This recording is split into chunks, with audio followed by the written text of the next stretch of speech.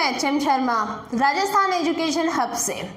देखिए, आज जो है ये स्पेशल वीडियो सिर्फ आप लोगों के लिए है और इस वीडियो में जो मैंने नाम दिया है, इस वीडियो का जो हेडिंग है वो है साडा हक एथे रख। साडा हक एथे रख का मतलब ये है कि आज एक ऑनलाइन क्रांति हो चुकी है और जितने भी यूट्यूबर्स हैं जो अपने बच्चों को ऑनलाइन कंपटीशन एग्जाम्स करवाते हैं, चाहे ऑनलाइन हो चाहे ऑफलाइन हो, फ़र्क नहीं पड़ता है, लेकिन ये है बात अपने बच्चों की है। फिर वो चाहे किसी भी प्लेटफॉर्म से पढ़े, किसी भी कोचिंग सेंटर से पढ़े, ऑनलाइन पढ़े ऑफलाइन पढ़े, इससे कोई फ़र्क नहीं पड़ता है। लेकिन हमारे बच्चे क्या हो रहे हैं, शिक्षित बेरोजगार हैं। शिक्षित बेरोजगार इसलिए है क्योंकि हर एक बच्चा एक सपना देखता है, वो है गवर्नमेंट जॉब का, सरकारी नौकरी का सपना देखता है। शुरू से लेकर अंत तक वो अपने सपने संजोता है, उसी की जद्दोजहद में लगा रहता है। घर वाले भी उसे सपोर्ट करते हैं और बच्चा जो है वो धीरे धीरे उसके सपने अचीव करने के लिए बढ़ जाता है। लेकिन होता क्या है कि उनके भविष्य के साथ अभी खेला जा रहा है। खेला जा रहा है, कैसे खेला जा रहा है? ये जो सरकारें हैं ये क्या करती है, साल में जो वैकेंसी आनी है, जो फिक्स है कि साल में एक बार तो वैकेंसी आनी है, वो चुनावी कारणों से या किसी भी प्रकार से राजनीति के पेज में फंसते हुए वो वैकेंसी, कोई भी किसी भी डिपार्टमेंट की वैकेंसी जो है 2 से 3 साल आगे बढ़ जाती है। नतीजा सबसे कीमती जो होता है एक स्टूडेंट के लिए वो है उसकी एज।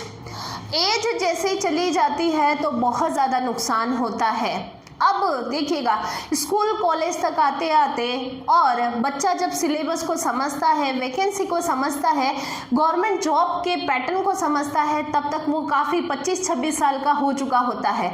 बहुत सारी वैकेंसीज़ में जो हमारी एज लिमिट है वो 28 ही है। इसके अलावा अगर मैं बात करती हूँ आरक्षण के आधार पर, तो कितना आरक्षण दोगे आप? 5 साल में अगर एक भर्ती निकलती है, जबकि 5 साल में कम से कम 3 भर्तियां तो निकलनी चाहिए, लेकिन सिर्फ एक भर्ती निकलती है। उस भर्ती से संबंधित भी बच्चा कंफ्यूज होता है। क्यों? क्योंकि वैकेंसी निकल गई, फॉर्म फिल हो गए, सिलेबस के पते नहीं है, सिलेबस है तो एग्ज़ाम कब होगी डेट का पता नहीं है। बच्चे डेट का पता नहीं, सिलेबस का पता नहीं, एग्ज़ाम होगी, हो गई तो रिज़ल्ट आ गया है, रिज़ल्ट का पता नहीं है, रिज़ल्ट आ चुका है तो काउंसलिंग का पता नहीं है, जॉइनिंग का पता नहीं है, यानी बच्चा पूरी तरीके से कंफ्यूज है। और नतीजा बच्चे जो है ऑनलाइन क्या सर्च कर रहे हैं, करियर से रिलेटेड तो कम सर्च कर रहे हैं, ज़्यादा से ज़्यादा वो ये सर्च करते हैं कि वैकेंसी कब आएगी, कब एग्ज़ाम होंगे, कब ज्वाइनिंग होगी। एक बच्चा यूट्यूब चैनल पर बस पूरे दिन घूमता रहता है कि कौन सी वैकेंसी मेरे लिए आ रही है, उसे ये भी नहीं पता कि नई वैकेंसी कब आएगी, हमें भी नहीं पता चलता है। हम क्या करते हैं, जब बच्चे मेरे पास आते हैं, मैं ऑफलाइन कोचिंग भी लेती हूँ, ऑनलाइन कोचिंग भी लेती हूँ। ऑफलाइन कोचिंग में बच्चों को सिलेबस से ज़्यादा क्या टेंशन होती है, मैडम वैकेंसी कब तक आएगी, मैडम जो है वो फॉर्म फिल होने के बाद कितने महीने बाद जो है वो एग्ज़ाम होगी, ज्वाइनिंग कब देंगे, हमारे पास समय नहीं है, हमारे पास ये लास्ट चांस है। गलती उस स्टूडेंट की नहीं है, गलती प्रशासन की है। या तो आप फिर एज लिमिट हटा दो। आप अगर एज लिमिट हटा देते हैं तो वो बच्चा जो है वो उस वैकेंसी में अपीयर होने के लिए एबल हो जाएगा। आप जो है एज लिमिट तो वही रखते हो और नतीजा क्या होता है, वो वैकेंसी कब आती है, 5-5 साल में एक वैकेंसी आती है, वो भी चुनाव पास में आते हैं। तो ऐसी परिस्थिति में राजनीति के जो फेर है उसमें वैकेंसियाँ फंस जाती है। अब हमें एक मुहिम छेड़नी है हर एक डिपार्टमेंट के लिए। मैं ना एसएससी की बात कर रही हूँ, ना रेलवे की बात कर रही हूँ, ना मैं बैंक की बात कर रही हूँ, मैं हर एक डिपार्टमेंट की बात कर रही हूँ कि साल में कम से कम साल, 1.5 साल, 2 साल में कम से कम एक बार तो भर्ती निकलनी चाहिए हर एक डिपार्टमेंट की। बहुत सारी में तो निकलती भी हैं, लेकिन बहुत सारे में क्या होता है कि भर्ती आते आते 4 साल हो जाते हैं, यानी एक बंदे को नौकरी पर लगते लगते 4 साल हो जाते हैं।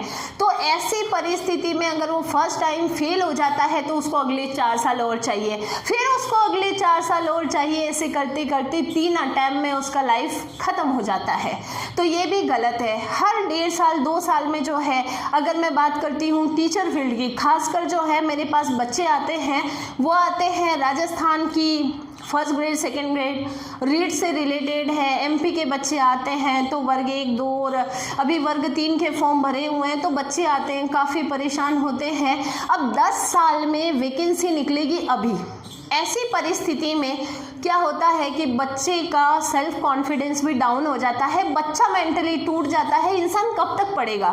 स्कूल में पढ़ रहा है, कॉलेज में पढ़ रहा है, कंपटीशन के लिए पढ़ रहा है, तो नतीजा क्या होता है? उसका पूरा जीवन तो पढ़ने में चला जाता है, और वो भी इस आस में कि नौकरी लगेगी। लेकिन जो सरकारें हैं वो क्या करती हैं कि राजनीति के पेच में जो है वो उस वैकेंसी को डाल देती है, और नतीजा क्या होता है? एक बच्चा अपने जीवन का पूरा समय देने के बाद भी नौकरी नहीं लगता है। तो ये एक ज्वलन समस्या है।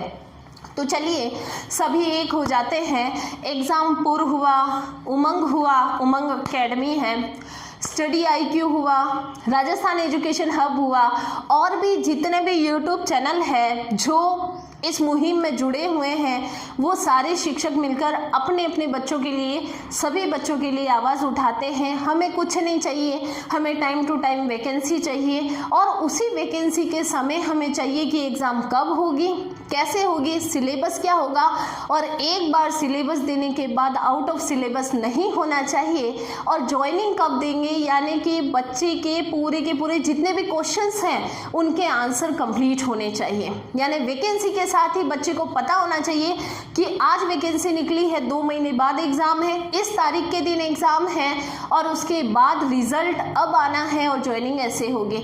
तो एक बच्चा जो है वो मानसिक रूप से बिल्कुल भी नकारात्मक जो है उसकी सोच है उस ओर नहीं जाएगा, और बिल्कुल एक पॉजिटिविटी के साथ पढ़ाई करेगा, क्योंकि उसे पता है 2 महीने 4 महीने 8 महीने कभी तो एग्ज़ाम होगी, क्योंकि उसके पास सारी की सारी तारीखें हैं।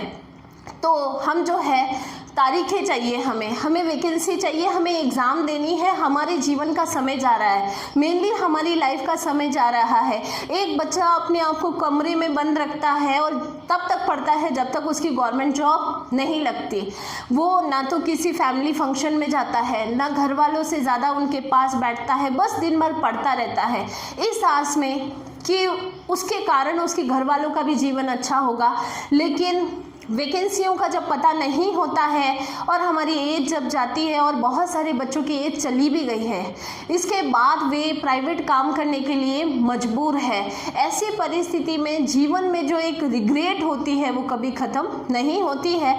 तो चलिए इस मुहिम को आगे बढ़ाते हैं, और सभी के साथ जो है एग्ज़ाम पूर्व हुआ, स्टडी IQ हुआ, मैथ्स मस्ती है, आप जितने भी यूट्यूबर्स हैं उन सभी के साथ, राजस्थान एजुकेशन हब भी आपके साथ है। तो बिल्कुल इस मुहिम में हम सभी को साथ में चलना है, सही दिशा और दशा के साथ चलना है। हमें कुछ नहीं चाहिए, क्योंकि एक शिक्षक को कुछ नहीं चाहिए होता है, बस उसे क्या चाहिए, जिस भावी पीढ़ी को वो बनाता है बस उसी भावी पीढ़ी का भविष्य चाहिए। तो चलिए सब एक साथ जुड़ते हैं, चाहे वो स्टूडेंट हो चाहे टीचर हो, और एक साथ जो है इस आवाज़ को आगे ले जाते हैं। अगर आपके भी कोई सुझाव हैं तो कमेंट बॉक्स में कमेंट करें। धन्यवाद।